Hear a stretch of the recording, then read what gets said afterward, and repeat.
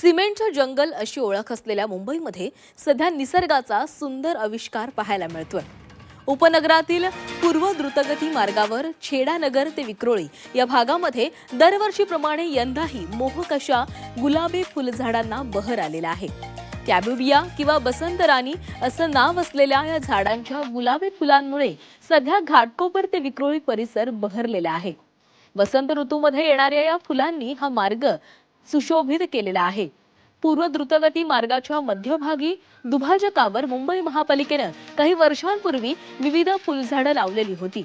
या झाडांमध्ये बसंत राणी या प्रकारच्या झाडाचाही समावेश आहे। परदेशातील रस्ते जसे विविध रंगांच्या फुलांनी बहरतात, अगदी तसाच हा रस्ता सध्या बहरलेला दिसतोय। मनाला प्रफुल्लित करणारे हे दृश्य अनुभवण्यासाठी सध्या इथं मोठी गर्दी होतीये।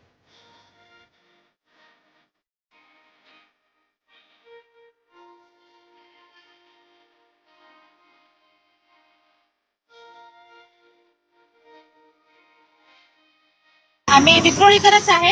गोदरेज हायवेला गुलाबी फुलं मस्त आली झाडांखाली आणि गुलाबी पसरले सगळीकडे, फुलांची गादी झालेली आहे। म्हणून आम्ही फोटोशूट स्टुडिओमध्ये करू शकत नाही म्हणताना आम्ही इथे आलो स्टुडिओ करायला। आज माझ्या मुलांचा शाळेत डान्स होता, त्यानिमित्त आम्ही इथं शूट करायला आलेलो। शूटही आमचं खूप छान झालं आहे आणि आम्ही बाहेरगावी जाऊ शकत नाही म्हणताना आमच्या मुंबईमध्येच गुलाबी झाडं आली आहेत म्हणताना आम्ही सुंदर एवढे फोटो छान येतात आमचे की तुम्ही या आणि फोटो काढा। खूप खूप सुंदर आहे। म्हणजे मी सकाळी पण वॉकसाठी येते ना, तेव्हा अजून सुंदर वाटतं।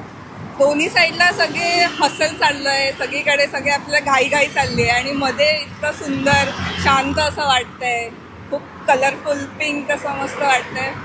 म्हणजे जपानला खरं तर ही झाडं असतात आणि खूप जणांची इच्छा असते आपण जपानला चेरी ब्लॉसम बघूया, पण इथे आपल्या मुंबईत मिळतंय हे बघायला एवढं सुंदर, तर खूप मस्त वाटतं।